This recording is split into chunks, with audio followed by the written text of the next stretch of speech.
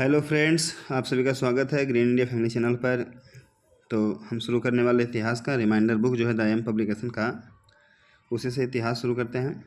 और इसमें भी पहला चैप्टर क्या है, प्राचीन भारतीय इतिहास के स्रोत। तो चलिए स्टार्ट करते हैं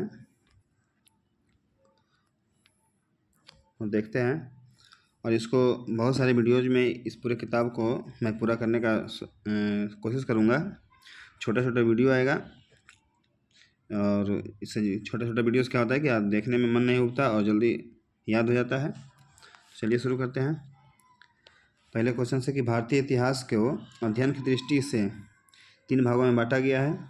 प्राचीन भारत, मध्यकालीन भारत और आधुनिक भारत। तीन भाग होता है इतिहास का, प्राचीन भारत, मध्यकालीन भारत और आधुनिक भारत। सर्वप्रथम किस इतिहासकार को इतिहास को 3 भागों में बांटने का श्रेय प्राप्त है? क्रिस्टोफर सेलियरस को, जो कहाँ के थे? जर्मनी के थे। इतिहास को 3 भाग में कौन बांटा था सबसे पहले? क्रिस्टोफर सेलियरस, जो जर्मनी के थे। तो अब ये चैप्टर शुरू करते हैं, प्राचीन भारतीय इतिहास के स्रोत।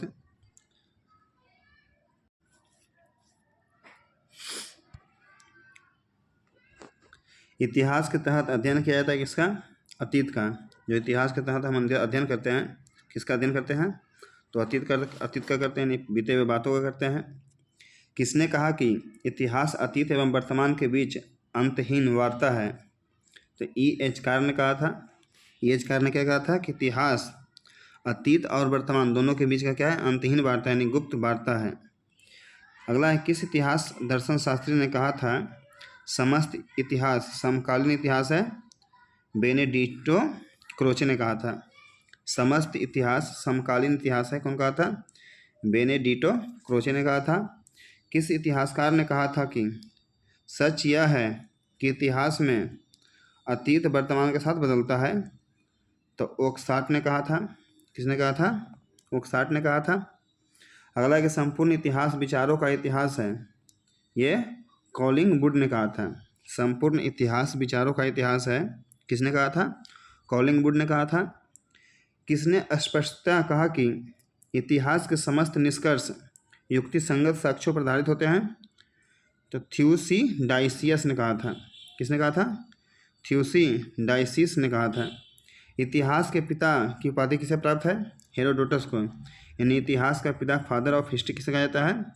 हेरोडोटस को कहा जाता है। इतिहास अपने को दोहराता है, या हिंगेल ने कहा था। इतिहास अपने को दोहराता है, हिंगेल ने कहा था। हम इतिहास से यही सीखते हैं कि आदमी इतिहास से कभी कुछ नहीं सीखता। तो यह कथन किसका है? हिगेल का है। हिगेल ही कहा था कि इतिहास अपने को दोहराता है। और दोहराता क्यों है? क्योंकि इसी ने कहा था कि आदमी जो है इतिहास से कभी कुछ नहीं सीखता है। जब कुछ सीखेगा ही नहीं तो दोहराएगा ही। अगला कि किसका कथन है समस्त इतिहास वर्ग संवर्ग का इतिहास है? Karl Marx. समस्त जो इतिहास है वह वर्ग संवर्ग का इतिहास है, कार्ल मार्क्स ने कहा था। इतिहास विगत की राजनीति है, ये सीले ने कहा था। किसने कहा था? सीले ने कहा था कि इतिहास जो है विगत की राजनीति है, सीले ने कहा था। इतिहास स्वतः मात्र एक विज्ञान है, इससे कम नहीं और इससे अधिक नहीं, ब्यूरी ने कहा था। ब्यूरी ने क्या कहा कि इतिहास स्वतः एकमात्र विज्ञान है, इससे कम नहीं और इससे अधिक नहीं। किस इतिहासकार ने कहा था कि इतिहास का महत्व वैज्ञानिक नहीं है? ट्रेवेलियन ने कहा था। ट्रेवेलियन ने कहा था, ठीक है। इतिहास का महत्व वैज्ञानिक नहीं है, किसने कहा था? ट्रेवेलियन ने कहा था। अगला है, प्राचीन भारतीय इतिहास के अध्ययन के कितने स्रोत हैं? तो 3 स्रोत हैं, पुरातात्विक स्रोत, साहित्यिक स्रोत और विदेशियों के वृत्तांत। यानी पुरातात्विक शास्त्र जो मिला है, एक साहित्यिक स्रोत जो साहित्य लिखा गया, अभिलेख लिखा गया उससे, और तीसरा है विदेशियों का वृत्तांत, जो विदेशी यात्री आया था भारत, तो वो जो लिख के गए हैं वही उसका स्रोत है प्राचीन भारतीय इतिहास जानने का। अगला है, प्राचीन भारत के इतिहास जानने का सबसे मुख्य स्रोत क्या है? पुरातात्विक स्रोत है। जो प्राचीन भारतीय इतिहास है उसको जानने का सबसे मुख्य स्रोत क्या है? पुरातात्विक स्रोत है। हालांकि विदेशी का विवरण भी है और साहित्यिक लिखा गया था बुक वो भी है। अगला है कि पुरातात्विक स्रोत के अंतर्गत सबसे प्रमाणिक स्रोत क्या है? तो अभिलेख है। पुरातात्विक में सबसे ज़्यादा इम्पोर्टेंट क्या है? अभिलेख है। जो भी राजा महाराजा अभिलेख पहले लिखवाएं तो वो बहुत ज़्यादा इम्पोर्टेंट हो जाता है। जानने के लिए। ठीक है। अगला कि अभिलेख कितने प्रकार के होते हैं, तो 2 प्रकार के होते हैं, एक सरकारी अभिलेख, एक निजी अभिलेख होता है। ठीक है, एक सरकारी अभिलेख, एक निजी अभिलेख। विश्व के सबसे प्राचीन अभिलेख कहाँ से प्राप्त हुआ है, तो ये एशिया माइनर के बोगाज-कोई नामक स्थान से मिला है। विश्व के सबसे प्राचीन अभिलेख कहाँ से मिला है, एशिया माइनर के बोगाज-कोई नामक स्थान से मिला है। अगला है कि सर्वप्रथम भारतवर्ष का जिक्र किस अभिलेख में है, तो हाथी गुम्फा अभिलेख में है। सर्वप्रथम भारतवर्ष का नाम किस अभिलेख में मिलता है, तो हाथी गुम्फा अभिलेख में। यह अभिलेख कौन लिखवाया था, तो एक कलिंग का राजा था। एक क्या था, कलिंग का राजा खारवेल था। कौन था, खारवेल। तो इसी ने लिखवाया था हाथी गुम्फा अभिलेख, कलिंग राज खारवेल, और यह जैन धर्म से संबंधित था। अगला है कि सर्वप्रथम दुर्भिक्ष की जानकारी देने वाला अभिलेख कौन है, सौगौरा अभिलेख है। सर्वप्रथम दुर्भिक्ष की जानकारी देने वाला अभिलेख सौगौरा अभिलेख है। एशिया माइनर का अभिलेख कब लिखा गया है, तो 1400 ईसा पूर्व में लिखा गया है। एशिया माइनर का अभिलेख कब लिखा गया है, 1400 ईसा पूर्व में लिखा गया था। एशिया माइनर के अभिलेख में किन किन भारतीय देवताओं के नाम मिले हैं, तो देखिए एशिया माइनर का जो अभिलेख था उसमें 4 देवता के नाम मिले हैं, मित्र, वरुण, इंद्र और नासत्य। मित्र, वरुण, इंद्र और नासत्य को मिला है। अगर ईरान के सम्राट दारा प्रथम के द्वारा पर्सिपोलिस एवं बेहिस्तून का अभिलेख कब लिखवाया गया था, तो 6ठी शताब्दी ईसा पूर्व में लिखवाया गया था। जो ईरान के सम्राट थे दारा प्रथम, उनके द्वारा पर्सिपोलिस एवं बेहिस्तून का अभिलेख लिखवाया गया था कब, 6ठी शताब्दी ईसा पूर्व में। पर्सिपोलिस एवं बेहिस्तून अभिलेख में भारत के किस प्रांत को जीतने के साक्ष्य मिला है, सिंध प्रांत का। जो दारा प्रथम ईरान के सम्राट थे उसने पर्सिपोलिस एवं बेहिस्तून का अभिलेख जो लिखवाया था, तो उसमें भारत के सिंध प्रांत जीतने का साक्ष्य मिला है। भारत में सबसे प्राचीन अभिलेख कहाँ से मिला है, सिंधु घाटी सभ्यता से। भारत में जो सबसे प्राचीन अभिलेख मिला है कहाँ से मिला है, सिंधु घाटी सभ्यता से मिला है। सिंधु घाटी के अभिलेख किस पर लिखी गई थी, तो मिट्टी के बर्तन एवं मुहरों पर लिखा गया था। जो सिंधु घाटी का अभिलेख था किस पर लिखा गया था, तो मिट्टी के बर्तन एवं मुहर पर। अगला सिंधु घाटी का अभिलेख किस प्रकार की लिपि में लिखा गया था, तो भाव चित्रात्मक था, यानी इस पर फोटो बना होता था। जैसे ये मनुष्य का फोटो बना दिया तो इसी से पता चलता, इसके भाव से पता चलता था कि अभिलेख किसके बारे में लिखा गया और क्या कहना चाह रहा है। तो सिंधु घाटी का अभिलेख जो लिखा गया था वो भाव चित्रात्मक लिपि में था। अगला है कि मौर्य काल के अभिलेख को सर्वप्रथम किसने पढ़ा, जेम्स प्रिंसेप ने पढ़ा 1837 में। मौर्य काल के अभिलेख को सर्वप्रथम किसने पढ़ा था, जेम्स प्रिंसेप द्वारा 1837 में पढ़ा गया था। और जेम्स प्रिंसेप जो थे ये कहाँ के थे, फ्रांस के थे। ठीक है। अगला है कि भारतीय पुरातत्व सर्वेक्षण की स्थापना कब हुआ था, 1861 में हुआ था। भारतीय पुरातत्व सर्वेक्षण विभाग की स्थापना कब हुआ था, 1861 में हुआ था। भारतीय पुरातत्व का जनक किसे कहा जाता है, तो सर अलेक्जेंडर कनिंघम को कहा जाता है। भारतीय पुरातत्व का जनक अलेक्जेंडर कनिंघम को कहा जाता है। जेम्स प्रिंसेप किस देश के रहने वाले थे, तो ये फ्रांस के थे। अभी बताए थे कि जेम्स प्रिंसेप ही सबसे पहले जो अभिलेख प्राप्त हुआ था मौर्य काल का उसको पढ़े थे 1837 में। तो ये किस देश के थे, फ्रांस के थे। अगला है कि अशोक ने अपने अभिलेख पर किस किस लिपि का प्रयोग किया था, तो अशोक जो है 4 लिपि का प्रयोग किया था, ब्राह्मी लिपि, खरष्टी लिपि, अरमेइक लिपि और यूनानी लिपि। 4 लिपि अशोक का था, ब्राह्मी लिपि, खरष्टी लिपि, अरमेइक लिपि और यूनानी लिपि। अगला है कि अशोक ने अपने अभिलेख पर किस लिपि का प्रयोग सबसे अधिक किया है, तो ब्राह्मी लिपि का किया है। अशोक का 4 लिपि था, ब्राह्मी, अरमेइक, खरष्टी और यूनानी लिपि। तो इसमें सबसे अधिक प्रयोग किस लिपि का किया है, ब्राह्मी लिपि का। अगला है कि अशोक के किस अभिलेख पर 2 भाषाओं का प्रयोग हुआ है, सार ए कुना जो कंधार में पड़ता है उस अभिलेख पर। अशोक के किस अभिलेख पर 2 भाषाओं का प्रयोग हुआ है, सार ए कुना कंधार वाले पे। अगला है कि अशोक ने अपने किस अभिलेख पर खरष्टी लिपि का प्रयोग किया, मनसेहरा एवं सावाजगढ़ी। अशोक ने अपने किस अभिलेख पर खरष्टी लिपि का प्रयोग किया, तो मनसेहरा एवं सावाजगढ़ी, जो दोनों कहाँ है, पाकिस्तान में है। मनसेहरा एवं सावाजगढ़ी कहाँ पर है, पाकिस्तान में है, बताए हैं। अभिलेखों का अध्ययन क्या कहलाता है, तो इपिग्राफी कहलाता है। जो अभिलेखों का अध्ययन करता है उसे क्या कहते हैं, इपिग्राफी कहते हैं। भारत के किस अभिलेख पर पहली बार संस्कृत भाषा का प्रयोग किया गया, तो जूनागढ़ अभिलेख पर। भारत के किस अभिलेख पर पहली बार संस्कृत भाषा का प्रयोग किया गया? तो जूनागढ़ अभिलेख पे। अगला है, सर्वप्रथम भारत में विशुद्ध संस्कृत भाषा में लंबा अभिलेख किस राजा द्वारा जारी किया गया? तो शक क्षत्रय रुद्रदामन द्वारा। सर्वप्रथम भारत में विशुद्ध संस्कृत भाषा में सबसे लंबा अभिलेख जो है किस राजा द्वारा जारी किया गया था? तो रुद्रदामन द्वारा, जिसका अभिलेख कौन था? जूनागढ़ अभिलेख था, यही अभिलेख था। हाथी गुम्फा अभिलेख का संबंध किस धर्म से है? जैन धर्म से। बताए थे कि हाथी गुम्फा अभिलेख जो लिखा था कलिंग राज खारवेल लिखा था, जो किस धर्म से था? जैन धर्म से। अगला है कि ऐहोल अभिलेख से किसकी जानकारी मिलती है? चालुक्य शासक पुलकेशिन द्वितीय एवं हर्षवर्धन का। ऐहोल अभिलेख लिखवाया है किसने? तो पुलकेशिन द्वितीय ने। ठीक है, तो इस पर दो राजा की जानकारी मिलता है, पुलकेशिन द्वितीय और हर्षवर्धन। ठीक है, ये वर्धन वंश का था। ऐहोल अभिलेख को किसने लिखा था? रवि कीर्ति ने। ऐहोल अभिलेख को लिखवाया था कौन? पुलकेशिन द्वितीय, यानी शासक था पुलकेशिन द्वितीय। ठीक है, लेकिन लिखा था कौन? तो रवि कीर्ति ने लिखा था। ठीक है, अगला क्वेश्चन देखते हैं कि पर्याग स्तंभ अभिलेख को किसने लिखा था? हरिसेन ने। तो पर्याग स्तंभ लेख जो है किस राजा से संबंधित है? समुद्रगुप्त से है। किससे है? समुद्रगुप्त से। पर्याग स्तंभ लेख समुद्रगुप्त से है, लेकिन लिखा कौन था? हरिसेन ने लिखा था। अगला कि पर्याग स्तंभ अभिलेख को किस भाषा में लिखा गया? तो संस्कृत भाषा में लिखा गया है। पर्याग स्तंभ अभिलेख संस्कृत भाषा में लिखा गया है। पर्याग स्तंभ अभिलेख में किसके विषय में लिखा गया है? समुद्रगुप्त के विजय के बारे में, क्योंकि पर्याग स्तंभ लेख जो है समुद्रगुप्त ने ही लिखवाया था और लिखा कौन था? हरिसेन ने। अगला कि भारतीय इतिहास में पहली बार सती प्रथा का उल्लेख किस अभिलेख में प्राप्त किया गया है? तो एरन अभिलेख में। भारतीय इतिहास में पहली बार सती प्रथा का उल्लेख किस अभिलेख में मिला है? एरन अभिलेख में, जो भानुगुप्त का है। गुप्त वंश का एक शासक था कौन? भानुगुप्त, इसी का अभिलेख था एरन अभिलेख। इसी में सबसे पहले सती होने का उल्लेख मिला है। अगला है, एरन अभिलेख को किसने लिखवाया? तो भानुगुप्त ने लिखवाया, अभी बताए हैं। नासिक के गुहा लेख को किसने लिखवाया? सतवाहन नरेश पुलुमावी ने।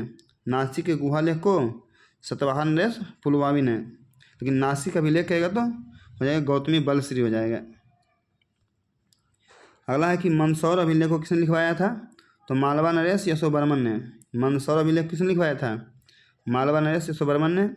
अशोक ने बराबर की पहाड़ी गुफा में अभिलेख लिखकर किस धर्म के भिक्षुओं को दान किया था? तो आजीवक संप्रदाय के भिक्षुओं को किया था। बराबर की पहाड़ी की गुफा में अभिलेख लिखवाया था किसने? अशोक ने। और उसे किस धर्म के भिक्षु को दान दिया था? तो हो जाएगा आजीवक संप्रदाय के भिक्षुओं को दिया था। आगे देखिए, महत्वपूर्ण अभिलेख, कुछ अभिलेख दिया हुआ है और उसी का शासक है, तो देखते हैं। पहला हाथी गुम्फा अभिलेख तो बताएं, कलिंग राज खारवेल हो जाएगा। जूनागढ़ अभिलेख रुद्रदामन। जूनागढ़ अभिलेख कौन हो जाएगा? रुद्रदामन हो जाएगा। नासिक अभिलेख तो गौतमी बलश्री, बताए थे आपको। नासिक अभिलेख रहेगा तो गौतमी बलश्री, और नासिक का गुहा लेख रहेगा तो पुलुमावी हो जाएगा। अगला है पर्याग स्तंभ लेख समुद्रगुप्त। पर्याग स्तंभ लेख समुद्रगुप्त। ऐहोल अभिलेख पुलकेशिन द्वितीय। ऐहोल अभिलेख पुलकेशिन द्वितीय। मंदसौर अभिलेख मालवा नरेश यशोवर्मन। मंदसौर अभिलेख मालवा नरेश यशोवर्मन। ग्वालियर अभिलेख प्रतिहार नरेश भोज। ग्वालियर अभिलेख प्रतिहार नरेश भोज। भित्री एवं जूनागढ़ तो स्कंदगुप्त। देखिए, एक है जूनागढ़ अभिलेख, तो जूनागढ़ तो सिर्फ रहेगा तो रुद्रदामन, लेकिन भित्री एवं जूनागढ़ रहेगा तो स्कंदगुप्त हो जाएगा। और अंतिम में है देवपाड़ा अभिलेख, तो बंगाल शासक विजयसेन। इसको क्या है कि इसको एक कागज़ पे छोटा सा चिट बना के आप पॉकेट में रखेंगे, और इसको कभी कभी अगर कहीं जा रहे हो तो इसको धीरे धीरे देख देख के याद करते रहेंगे, तो ये जुबान पे पूरा याद हो जाएगा। ठीक है, आगे नागार्जुन की पहाड़ियों में गुफा का निर्माण किसने करवाया था? दशरथ ने। अशोक के पौत्र दशरथ ने नागार्जुन की पहाड़ियों में गुफा का निर्माण करवाया था, दशरथ ने। निजी अभिलेख किस स्थान पर खुदवाया जाता था? तो मंदिर में या तो मूर्तियों पर। जो अभिलेख बताया था ना, अभिलेख दो प्रकार का होता था, एक सरकारी एक निजी। तो निजी अभिलेख किस स्थान पर खुदवाया जाता था? मंदिर और मूर्तियों पर। अगला है कि काव्य शैली का प्राचीनतम नमूना किसके शिलालेख में मिलता है? रुद्रदामन। काव्य शैली का प्राचीनतम नमूना किसके अभिलेख में मिलता है? तो रुद्रदामन हो जाएगा। अगला कि पुष्यमित्र शुंग द्वारा अश्वमेध यज्ञ किए जाने की जानकारी कहाँ के अभिलेख से प्राप्त हुआ है? तो अयोध्या अभिलेख से प्राप्त हुआ है। पुष्यमित्र शुंग द्वारा अश्वमेध यज्ञ किए जाने की जानकारी कहाँ से मिला है, किस अभिलेख से, तो अयोध्या अभिलेख से। और ये अश्वमेध यज्ञ जो पुष्पमित्र सुंग किया था, इसमें आए थे कौन, पतंजलि आए थे। कौन आए थे, पतंजलि इसका अश्वमेध यज्ञ करवाने के लिए आए थे, क्योंकि पतंजलि जो है पुष्पमित्र सुंग के दोस्त माने जाते हैं। अगला कि हेलियोडोरस ने अपना शिलालेख अभिलेख किस स्थान पर लिखवाया था, विदिशा नामक स्थान पर। हेलियोडोरस अपना अभिलेख जो है किस स्थान पर लिखवाया था, तो विदिशा नामक स्थान पर लिखवाया था। अगला कि विदिशा अभिलेख से किस धर्म की जानकारी मिलती है, वैष्णव धर्म की। विदिशा अभिलेख से किस धर्म की जानकारी मिलती है, वैष्णव धर्म की। कवि कालिदास के नाम का उल्लेख किस लेख में हुआ है, ऐहोल के उत्कीर्ण लेख में। कवि कालिदास का नाम किस उल्लेख में मिला है, किस उल्लेख में मिला है, तो ऐहोल के उत्कीर्ण लेख में। अगला कि भारत में सिक्के के जन्मदाता किसे माना जाता है, गौतम बुद्ध को। भारत में सिक्के का जन्मदाता गौतम बुद्ध को माना जाता है। भारत में सिक्के का प्रचलन कब से शुरू हुआ था, 6ठी शताब्दी से। भारत में सिक्के का प्रचलन कब से शुरू हुआ, 6ठी शताब्दी से। भारत में प्राचीनतम मुद्रा क्या माना जाता है, आहत सिक्के। भारत का सबसे प्राचीनतम मुद्रा क्या है, आहत सिक्के हैं। भारत में सोने के सिक्के को सर्वप्रथम किसने जारी किया था, तो हिंद यूनानी ने किया था। पूछेगा क्वेश्चन कि भारत में सोने के सिक्के को सर्वप्रथम किसने जारी किया था, हिंद यूनानी ने किया था। इंडो ग्रीक जिसको बोलते हैं, हिंद यूनानी। भारत में किस राजवंश के शासकों ने सबसे शुद्ध सोने का सिक्का जारी किया था, कुषाण ने किया था। ठीक है, भारत में सोने का सिक्का सर्वप्रथम जारी किया था हिंद यूनानी, लेकिन सबसे शुद्ध सोना का सिक्का कहेगा तो कुषाण राजवंश हो जाएगा। कुषाण वंश जिसका संस्थापक कुजुल कटफिसस था। आगे कि भारत में किस राजवंश के शासकों ने सबसे अधिक सोने के सिक्के को जारी किया था, तो गुप्त वंश के शासकों ने किया था। देखिए यहाँ सोने के सिक्के पे 3 क्वेश्चन आया। सबसे पहले कौन जारी किया था, तो हिंद यूनानी शासक। सबसे शुद्ध सोना का सिक्का कौन जारी किया था, तो कुषाण किया था। और सबसे अधिक सोना का सिक्का कौन जारी किया था, तो गुप्त वंश के शासक। अगला कि भारत में सबसे ज़्यादा सिक्के किस काल में जारी किया गया था, तो मौर्योत्तर काल में। ठीक है, सोना का चार क्वेश्चन आ गया सोने के सिक्के का। सबसे पहले सोने का सिक्का कौन जारी किया था, हिंद यूनानी शासक किया था। सबसे अधिक सोने का सिक्का कौन जारी किया था, तो गुप्त शासक किया था। सबसे शुद्ध सोना का सिक्का कौन जारी किया था, कुषाण किया था। और भारत में सबसे ज़्यादा सिक्के किस काल में हुए, तो मौर्योत्तर काल में हुआ था। आगे क्वेश्चन देखते हैं। भारत में सर्वप्रथम सीसे सिक्के किस वंश के शासकों ने जारी किया था, सातवाहन राजवंश ने किया था। शीशे का सिक्का, देखिए इंपॉर्टेंट यहाँ है कि शीशे का सिक्का कौन जारी किया था, सबसे पहले सातवाहन शासकों ने किया था। और सोने का सबसे पहले हिंद यूनानी शासक किया था। भारत में प्रोटीन के सिक्के किस राजवंश ने जारी किया था, सातवाहन ने किया था। ठीक है, शीशा का सिक्का सातवाहन, प्रोटीन का सिक्का भी सातवाहन। कुषाण वंश के शासक कनिष्क ने अपने सिक्के पर किसका चित्र अंकित करवाया था, तो गौतम बुद्ध का। जो कुषाण वंश का शासक था कनिष्क, इसने अपने सिक्के पर किसका चित्र अंकित करवाया था, तो गौतम बुद्ध का करवाया था। अगला कि किसके सिक्के पर बिना बजाते हुए चित्र अंकित किया गया है, तो समुद्रगुप्त के सिक्के पे। ठीक है, गुप्त वंश का एक शासक समुद्रगुप्त हुआ, इसके सिक्के पर बिना बजाते हुए दिखाया गया था। और इसी से अनुमान भी लगाया था कि समुद्रगुप्त जो था संगीत प्रेमी था। किस मुस्लिम शासक ने अपने सिक्के पर लक्ष्मी के चित्र अंकित करवाया था, तो मोहम्मद गौरी था। ठीक है, ईरान का शासक था मोहम्मद गौरी, इसके सिक्के पर क्या था, लक्ष्मी क्या चित्र था। मोहम्मद गौरी के सिक्के पर लक्ष्मी का चित्र था। अगला कि व्याघ्र शैली के सिक्के सर्वप्रथम किसने जारी किया था, तो चंद्रगुप्त द्वितीय विक्रमादित्य ने। चंद्रगुप्त द्वितीय जो है विक्रमादित्य को उपाधि धारण किया था। तो कहेगा व्याघ्र शैली का सिक्का कौन जारी किया था, सर सबसे पहले चंद्रगुप्त द्वितीय ने किया था। सिक्के के अध्ययन को किस नाम से जाना जाता है, तो न्यूमिसमेटिक्स कहा जाता है। सिक्के का अध्ययन क्या कहलाता है, न्यूमिसमेटिक्स कहलाता है। स्थापत्य के अंतर्गत किसका अध्ययन किया जाता है, भवन का, मंदिर का, गुफा का, स्तूप, विहार, चैत्य इत्यादि का। देखिए स्थापत्य मतलब होता है जो महल टाइप का बना होता है उसको स्थापत्य कहते हैं। ठीक है, तो इसमें किसका अध्ययन होगा, तो वही जो भी होगा महल टाइप का बना होगा, जैसे मंदिर हो गया, भवन हो गया, गुफा हो गया, स्तूप, विहार। विहार होता है जो बौद्ध को रहने का स्थान होता था, उसको विहार कहते थे। और चैत्य। अगला कि भारत में मंदिरों का निर्माण कितनी शैलियों में किया गया है, तो 3 शैली में किया गया है। भारत में मंदिरों का निर्माण 3 शैली में किया गया है, द्रविड़ शैली, नागर शैली एवं वैशाली शैली। ठीक है, अब देखिए, द्रविड़ शैली दक्षिण भारत का था, नागर शैली उत्तर भारत का था, और एक वैशाली शैली जिसको हम बेसर शैली कहते हैं, ठीक है, बेसर शैली कहते हैं, ये मध्य भारत का था। अगला है कि उत्तरी भारत के में मंदिरों का निर्माण किस शैली में, तो नागर शैली में, और दक्षिण भारत में द्रविड़ शैली में। भारत में नागर शैली का सबसे उत्तम मंदिर कौन सा है, तो दशावतार मंदिर है, जो उत्तर प्रदेश में है, ठीक है।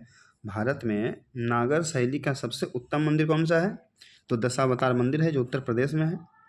भारत में द्रविड़ शैली का सबसे उत्तम मंदिर कौन सा है, तो तंजौर के बृहदेश्वर मंदिर का है, जिसको राजराजेश्वर मंदिर कहते हैं, ठीक है। भारत में द्रविड़ शैली का सबसे उत्तम मंदिर कौन सा है, तंजौर। तंजौर कहाँ पड़ता है, ये तमिलनाडु में पड़ता है, ठीक है। तो ये दक्षिण भारत का हो गया ना, तो द्रविड़ शैली जो हो जाएगा दक्षिण भारत का, बृहदेश्वर मंदिर जिसको राजराजेश्वर मंदिर भी कहते हैं। आगे है कि भारत में बेसर शैली का सबसे अच्छा उदाहरण किस मंदिर का है, ग्वालियर के तेलिया लोहगान मंदिर। बताया था ना कि बेसर शैली जो मध्य भारत था, मध्य भारत में आ जाएगा कौन, मध्य प्रदेश आ जाएगा मध्य भारत में, तो ग्वालियर के तेलिया लोहगान मंदिर का जो है बेसर शैली में बना हुआ सबसे अच्छा मंदिर है। भारत में मूर्ति पूजा का आरंभ किस काल से मानी जाती है, तो सिंधु घाटी सभ्यता से ही भारत में मूर्ति पूजा शुरू हो गया था। सिंधु घाटी सभ्यता से ही भारत में मूर्ति पूजा क्या हुआ था, आरंभ हो गया था। अगला है कि मौर्य काल में अधिकांश मूर्तियाँ किससे बनाई जाती थी, तो पत्थरों से। जो मौर्य कालीन मूर्तियाँ मिली है, तो सबसे ज़्यादा मूर्ति किसका मिला है, तो पत्थर से मिला है, ठीक है। अगला कि बिहार के किस स्थान से यक्षिणी के मूर्ति मिले हैं, तो दीदारगंज से, ठीक है। बिहार के किस स्थान से यक्षिणी के मूर्ति मिले हैं, तो दीदारगंज से मिले हैं। अगला गंधार शैली की मूर्तियाँ पर किसका अधिक प्रभाव है, यूनानी कलाकारों का। जो गंधार शैली की मूर्ति है उस पर सबसे अधिक किसका प्रभाव, यानी कहाँ के कलाकार का है, यूनानी के कलाकार का है। अगला गंधार कला की मूर्तियों पर किस यूनानी देवता का प्रभाव है, अपोलो का देवता का है। गंधार कला की जो भी मूर्ति मिला है उसमें किस यूनानी देवता का प्रभाव है, अपोलो का है। मथुरा कला के मूर्तियों पर सबसे अधिक प्रभाव भारतीय कलाकारों का है। गंधार कला कहेगा तो हो जाएगा किसका, यूनानी का, और मथुरा कला हो जाएगा तो भारतीयों का। अगला कि मथुरा कला की मूर्तियों पर किसकी विशेषता है, आध्यात्मिकता का है। मथुरा कला की मूर्तियों पर किसकी विशेषता है, आध्यात्मिकता का। मथुरा कला में गौतम बुद्ध को किस रूप में दिखाया गया है, शांत मुद्रा में तपस्या करते हुए। मथुरा कला में जो मूर्ति मिला है गौतम बुद्ध का, तो गौतम बुद्ध को किस रूप में दिखाया गया है, तो शांत मुद्रा में दिखाया गया, तपस्या करते हुए। अगला है कि अजंता की गुफा का चित्र का संबंध किस धर्म से है, तो बौद्ध धर्म से है। जो अजंता का गुफा मिला है उसका संबंध किस धर्म से है, बौद्ध धर्म से है। एलोरा की गुफा में किस धर्म के चित्र मिलते हैं, तो जैन धर्म, बौद्ध धर्म और ब्राह्मण धर्म तीनों का मिलता है। प्रागैतिहासिक काल के इतिहास की जानकारी किस तरह से होती थी, तो उत्खनन से प्राप्त वस्तुओं से। जो प्रागैतिहासिक काल है उसका जानकारी हमें जो मिला है कैसे मिला है, तो उत्खनन की जो जब खुदाई किया गया उसी से जो प्राप्त वस्तु है उसी से प्रागैतिहासिक काल के इतिहास के बारे में जानकारी मिली है। अगला है किस महाद्वीप को मानव जाति का पालना कहा जाता है, तो अफ्रीका को कहा जाता है। मानव जाति का पालना किस महाद्वीप को कहा जाता है, अफ्रीका को। इसे अंध महाद्वीप भी कहा जाता है, ठीक है। किसे मानव का आदि पूर्वज माना जाता है, तो हो जाएगा ऑस्ट्रेलोपिथेकस को, ठीक है। ऑस्ट्रेलोपिथेकस को मानव का आदि पूर्वज माना जाता है। किसे मानव माता कहा जाता है, तो लूसी को। लूसी को जो है मानव माता कहा जाता है, लूसी को मानव माता कहा जाता है। भारत के किस क्षेत्र से सर्वप्रथम मनुष्य संबंधी पुरातात्विक प्रमाण मिला है, नर्मदा घाटी से। भारत के किस क्षेत्र से सर्वप्रथम मनुष्य संबंधी पुरातात्विक प्रमाण मिला है, नर्मदा घाटी से। होमो इरेक्टस का एक कपाल किस स्थान से प्राप्त हुआ है, तो नर्मदा घाटी के हथनोरा से प्राप्त हुआ है। होमो इरेक्टस का एक कपाल किस स्थान से प्राप्त हुआ है, नर्मदा घाटी के हथनोरा से प्राप्त हुआ है। अगला क्वेश्चन देखते हैं। किसे प्राचीनतम द्विपद मानव कहा जाता था, तो पिथेकेंथ्रोपस को। पिथेकेंथ्रोपस को कहा जाता था। मृतकों का अंतिम संस्कार करने वाला प्रथम मानव किसे माना जाता है, निएंडरथाल को, ठीक है। निएंडरथाल को माना जाता है मृतकों का अंतिम संस्कार करने वाला पहला मानव, निएंडरथाल को। प्रारंभिक पूर्ण मानव को किस नाम से जाना जाता था, क्रो मैग्नन। प्रारंभिक जो पूर्ण मानव था उसको किस नाम से जाना जाता था? क्रो मैग्नम के नाम से। अगला कि आधुनिक मानव को वैज्ञानिक भाषा में कहा जाता है तो होमो सेपियंस कहा जाता है। जो आधुनिक मानव है उसको वैज्ञानिक भाषा में क्या कहा जाता है? होमो सेपियंस कहा जाता है। भारत में प्रागैतिहासिक पुरातत्व का जनक रॉबर्ट ब्रूस फुट को माना जाता है। भारत में प्रागैतिहासिक पुरातत्व का जनक रॉबर्ट ब्रूस फुट को माना जाता है। अगला कि भारत में प्रागैतिहासिक मानव का प्राचीनतम जीवाश्म किस स्थल पर मिला है? हथनोरा से। नर्मदा घाटी बताए थे कि जो नर्मदा घाटी था वहीं हथनोरा था, उसी के पास से मानव का प्राचीनतम जीवाश्म मिला है। अगला कि किस प्रागैतिहासिक स्थल से शुतुरमुर्ग के अंड कवक मिले हैं? पटने से। ठीक है। अगला है कि भारत में कौन सा स्थल प्रागैतिहासिक चित्रकला के लिए प्रसिद्ध था? तो भीमबेटका था। ठीक है। भारत में कौन सा स्थल प्रागैतिहासिक चित्रकला के लिए प्रसिद्ध था? भीमबेटका था। प्रागैतिहासिक काल का कौन सा स्थल ताम्रवती के नाम से प्रसिद्ध है? अहाड़। प्रागैतिहासिक काल का कौन सा स्थल ताम्रवती के नाम से प्रसिद्ध है? तो अहाड़ फेमस है। ठीक है। अगला है कि कौन सा प्रागैतिहासिक स्थल मालवा संस्कृति का प्रारूप स्थल है? तो नबदा टोली, जो मध्य प्रदेश में पड़ता है। कौन सा प्रागैतिहासिक स्थल मालवा संस्कृति का प्रारूप स्थल है? तो नबदा टोली है, जो मध्य प्रदेश में है। अगला है कि बनास संस्कृति किस संस्कृति का दूसरा नाम है? तो आहार संस्कृति का। बनास संस्कृति जो है किस संस्कृति का दूसरा नाम है? आहार संस्कृति का। भारत में मिट्टी के बर्तन का निर्माण सबसे पहले कब हुआ था? तो नवपाषाण काल में हुआ था। भारत में मिट्टी के बर्तन का निर्माण सबसे पहले कब हुआ था? तो नवपाषाण काल में हुआ था। भारत में पहली बार चित्रित धूसर मृदभांड का प्रयोग कब की गई थी? तो ताम्रपाषाण काल में। मिट्टी का बर्तन कहेगा सबसे पहले कब बना था? नवपाषाण काल में। और पहली बार चित्रित धूसर मृदभांड का प्रयोग कब किया गया था? तो ताम्रपाषाण काल में। किसे आग की खोज करने का श्रेय दिया जाता है? होमो इरेक्टस को। आग का खोज जो सबसे पहले कौन किया था? तो होमो इरेक्टस को आग की खोज करने का श्रेय दिया जाता है। अगला कि आग का आविष्कार किस काल में हुआ? तो पुरापाषाण काल में हुआ था। जो आग का आविष्कार हुआ था सबसे पहले किस काल में हुआ था? तो पुरापाषाण काल में हुआ था। मानव के द्वारा आग का प्रयोग पहली बार किस काल में किया गया? नवपाषाण काल में। आविष्कार तो हुआ था पुरापाषाण काल में, लेकिन पहली बार प्रयोग किस काल में हुआ था? नवपाषाण काल में हुआ था। पुरापाषाण काल के लोग कहाँ पर रहते थे? पर्वतों की गुफा में। पुरापाषाण के काल के लोग जो थे वो पर्वत में गुफा बनाकर रहते थे। पुरापाषाण काल के लोग क्या भोजन करते थे? तो शिकार करते थे। पहले जंगली जानवरों को मारकर खाते थे, कच्चा खाते थे। अगला है कि पुरापाषाण काल के लोग किस प्रकार के वस्त्र का प्रयोग करते थे? तो वस्त्र पहनते ही नहीं थे। पुरापाषाण के लोग जो थे वस्त्र नहीं पहनते थे और वो जंगली जानवर को मारकर खाते थे। पुरापाषाण काल में के सबसे ज़्यादा उपकरण कहाँ से प्राप्त हुआ है? सोहन नदी की घाटी से। पुरापाषाण काल के सबसे ज़्यादा उपकरण कहाँ से मिले हैं? सोहन नदी की घाटी से मिला है। सोहन संस्कृति किस संस्कृति का दूसरा नाम है? पुरापाषाण संस्कृति का। जो सोहन संस्कृति है किस संस्कृति का पुराना नाम है? पुरापाषाण संस्कृति का है। सोहन नदी किस देश में है? पाकिस्तान में है। जो सोहन नदी वर्तमान में किस देश में है? पाकिस्तान में है। मानव द्वारा सर्वप्रथम किस उपकरण का प्रयोग किया गया था? तो पत्थर के बने कुल्हाड़ी का। मानव द्वारा सबसे पहले किस प्रकार के उपकरण का प्रयोग किया गया था? तो पत्थर के बने कुल्हाड़ी का। अगला कि पृथ्वी पर सबसे पहले मानव का जन्म कहाँ पर हुआ था? तो लगभग 26 लाख ईसा पूर्व में अफ्रीका महाद्वीप पर हुआ था। इसलिए अफ्रीका महाद्वीप को मानव का पालना घर कहते हैं। आगे भारत में मनुष्य का जन्म सबसे पहले कहाँ पर हुआ था? 14 लाख ईसा पूर्व में महाराष्ट्र के बोरी नामक स्थान पर हुआ था। ठीक है। भारत में मनुष्य का जन्म सबसे पहले कहाँ पर हुआ था? तो 14 लाख ईसा पूर्व में महाराष्ट्र के बोरी नामक स्थान में हुआ था। अगला पृथ्वी पर पहले जिस मानव का जन्म हुआ उसे किस नाम से जाना जाता था? होमोनिड्स के नाम से। पृथ्वी पर जो मानव का जन्म हुआ था सबसे पहले उसको किस नाम से जाना गया? होमोनिड्स के नाम से। किस स्थल पर प्रथम भारतीय पुरापाषाण कलाकृति की खोज हुई थी? पल्लावरम। किस स्थल पर प्रथम भारतीय पुरापाषाण कलाकृति की खोज हुई? पल्लावरम में हुआ था। पुरापाषाण कालीन मानव का जीवन पूर्णतः था प्राकृतिक था। जो पुरापाषाण कालीन मानव था उसका जीवन पूर्णतः कैसा था? तो प्राकृतिक था। पूर्व पाषाण कालीन मानव का मुख्य धंधा क्या था? शिकार खेलना था।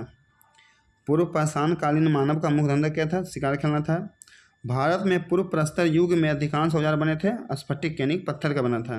भारत में पूर्व प्रस्तर युग में अधिकांश औजार बना था, स्फटिक यानी पत्थर का बना था। अगला क्वेश्चन देखते हैं। उच्च पुरापाषाण कालीन हड्डी की बनी मातृ देवी की प्रतिमा कहाँ से प्राप्त हुई है? बेलन घाटी से प्राप्त हुआ है, जो उत्तर प्रदेश में है। उच्च पुरापाषाण कालीन हड्डी की बनी मातृ देवी की प्रतिमा कहाँ से प्राप्त हुई है? बेलन घाटी, उत्तर प्रदेश से। उच्च पुरापाषाण कालीन संस्कृति को क्या कहा जाता था? तो फलक संस्कृति कहा जाता था। उच्च पुरापाषाण कालीन संस्कृति को क्या कहा जाता था? फलक संस्कृति। सिंहावल एक पुरास्थल है, तो निम्न पुरापाषाण संस्कृति का है। सिंहावल एक पुरास्थल कहाँ का है? तो निम्न पूर्व पाषाण संस्कृति का है। संघाबो गुफा पुरास्थल किस काल का है? तो मध्य पुरापाषाण काल का है। जो संघाबो गुफा पुरास्थल किस काल का है? तो मध्य पुरापाषाण काल का है। आगे माइक्रोलिथ का उपयोग किस काल में होता था? तो मध्य पाषाण काल में होता था। माइक्रोलिथ का जो प्रयोग होता था किस काल में होता था? तो मध्य पाषाण काल में। अगला है कि किस मध्य पाषाण कालीन पुरास्थल से हरिण का सिंह के छल्लों का माला के प्रमाण मिला है? महदहा। जो हरिण है उसका सिंह के छल्लों का माला का प्रमाण मिला है, कहाँ से मिला है? तो महदहा से मिला है। किस मध्य पाषाणीय स्थल से हड्डी के बने आभूषण प्राप्त हुए हैं? बगोर। किस मध्य पाषाणीय स्थल से हड्डी के बने आभूषण प्राप्त हुए हैं? तो बगोर से प्राप्त हुए हैं। अगला है किस काल में लोग मृतकों के अत्यंतिक संस्कार यानी अंतिम संस्कार से पहली बार परिचित हुए थे? तो मध्य पाषाण में। यानी मध्य पाषाण काल के लोग जो थे पहली बार मृतक व्यक्ति को अंतिम संस्कार किए थे, यानी पहली बार परिचित हुए थे। भारत में मानव कंकाल के प्रमाण किस काल से मिलना शुरू हो जाता है? मध्य पाषाण काल से होता है। भारत में मानव कंकाल के प्रमाण किस काल से मिलना शुरू हो जाता है? तो मध्य पाषाण काल से। किस प्रदेश से मिले मध्य पाषाणिक पुरास्थलों को टेरी स्थल कहा जाता था? तो तमिलनाडु से। किस प्रदेश से मिले मध्य पाषाणिक पुरास्थलों को टेरी स्थल कहा जाता था? तमिलनाडु हो जाएगा। अगला कि मध्य पाषाण काल का काल निर्धारण कब से कब तक किया गया है? तो 9000 ईसा पूर्व से 7000 ईसा पूर्व तक। जो मध्य पाषाण काल है उसका काल कब से कब तक माना गया है? तो 9000 ईसा पूर्व से 7000 ईसा पूर्व। मध्य पाषाण काल के लोग कहाँ पर रहते थे? तो पेड़ के ऊपर मचान बनाकर रहते थे। पेड़ के ऊपर क्या करते थे कि टहनी दो जोड़ देते होंगे, ऐसे करके बना के इसी पे लोग रहते होंगे, ठीक है। इसको मचान बोलते थे। मध्य पाषाण काल के मनुष्यों का मुख्य भोजन क्या था? शिकार करते थे, कंदमूल और फल था, यानी पेड़ पौधों के कंदमूल फल खाते थे और शिकार करके जानवरों को मांस खाते थे। अगला मध्य पाषाण काल संस्कृति का महत्वपूर्ण स्थल भीमबेटका कहाँ है? तो मध्य प्रदेश में है। मध्य पाषाण काल संस्कृति का महत्वपूर्ण स्थल भीमबेटका कहाँ है? मध्य प्रदेश में है। मध्य पाषाण में जानवर पालने के प्रथम साक्ष्य कहाँ से प्राप्त हुए हैं? तो राजस्थान राज्य में बेगरा नामक स्थान से प्राप्त हुआ है। मध्य पाषाण काल में जानवर पालने के प्रथम साक्ष्य कहाँ से प्राप्त हुए हैं? तो राजस्थान राज्य के बेगरा नामक स्थान से प्राप्त हुआ है। अगला है कि मानव द्वारा सर्वप्रथम किस जानवर को पालतू बनाया गया? तो कुत्ता को बनाया गया था। भारतीय इतिहास के अनुसार नवपाषाण काल का समय 7000 ईसा पूर्व से माना जाता है। भारतीय इतिहास के अनुसार नवपाषाण काल का समय 7000 ईसा पूर्व से शुरू होता है। भारत में कृषि का आरंभ किस काल में हुआ था? नवपाषाण काल में हुआ था। भारत में पहली बार कृषि कार्य किस स्थल पर किया गया था? तो मेहरगढ़ से। क्या कृषि का आरंभ भारत में सबसे पहले किस काल में? नवपाषाण काल में। अब पहली बार कृषि कार्य किस स्थल से प्राप्त हुआ था? किस स्थान से? तो मेहरगढ़ से। वर्तमान में मेहरगढ़ नामक स्थान कहाँ पर स्थित है? तो पाकिस्तान के बलूचिस्तान नामक स्थान पर है। जो मेहरगढ़ है जहाँ से पहली बार कृषि किया गया था, मेहरगढ़ कहाँ है? बलूचिस्तान में है, पाकिस्तान में पड़ता है। किस काल में मानव पहली बार घर बनाकर रहने लगे? नवपाषाण काल में, क्योंकि इससे पहले वे जंगलों में रहते थे, गुफा बनाकर रहते थे पहाड़ों में, जंगलों में। मानव संविधानों में कुत्ता दफनाए गए थे बुर्जहोम में। मानव के साथ जो है कुत्ता भी दफनाया गया था बुर्जहोम में। मानव संविधानों में बकरी दफनाए गए थे मेहरगढ़ में। मेहरगढ़ से सबसे पहले कृषि कार्य हुआ था। मनुष्य किस काल में खाद्य संग्राहक से खाद्य उत्पादक बना? नवपाषाण काल में, ठीक है। नवपाषाण काल से पहले क्या हुआ था कि खाद्य संग्राहक थे, यानी खाद्य जमा करते थे, और नवपाषाण काल में क्या हुआ? खेती करने लगे, कृषि करने लगे, तो ये खाद्य उत्पादक बन गए। गंगा के मैदान में मानव बस्ती का प्राचीनतम अवशेष कहाँ से मिला है? कालपी से मिला है। गंगा के मैदान में मानव बस्ती का प्राचीनतम अवशेष कहाँ से मिला है? तो कालपी से मिला है। किस स्थान से गर्त निवासों का पुरातात्विक साक्ष्य मिला है? गुफ कराल से। किस स्थान से गर्त निवासों का पुरातात्विक साक्ष्य मिला है? गुफ कराल से। आगे की राख के टीले किस क्षेत्र की नवपसानी की संस्कृति से संबंधित है? दक्षिण भारत। जो राख का टीला है किस क्षेत्र की नवपसानी संस्कृति से संबंधित है? दक्षिण भारत। भारत में किस नवपसानिक स्थल को सर्वप्रथम सूचित किया गया है? लिंग सुगुर को। भारत में किस नवपसानिक स्थल को सर्वप्रथम सूचित किया गया है? लिंग सुगुर को। अंडरग्राउंड तरह के मकान नवपसान काल में कहाँ से प्राप्त हुए हैं? तो बुर्ज होम जम्मू कश्मीर से प्राप्त हुए हैं। अगला क्वेश्चन देखते हैं।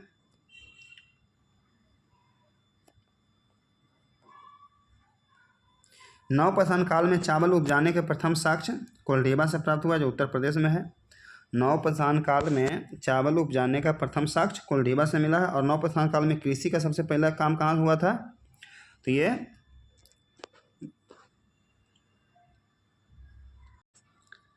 आगे देखते हैं